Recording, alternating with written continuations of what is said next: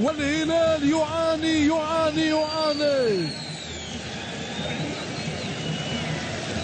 إذا سالم الدوسري مشاهدينا الكرام يغادر الميدان، وركلة جزاء الأسترالي أليكس بروسكي، وإمكانية الثلاثية للكتيبة العينوية.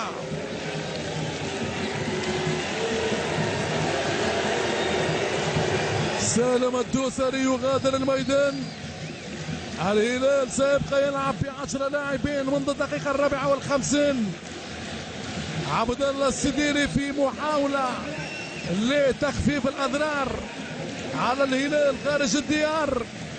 الرادوي والكرة الأولى، الرادوي النيران القديمة الصديقة، التركيز 100%. يتقدم الآن الكوري الجنوبي ويمشي الرادوي، وعبد الله السديري بامتياز. حارس الامتياز عبد الله السديري يتصدى لتصويبة الرادوي.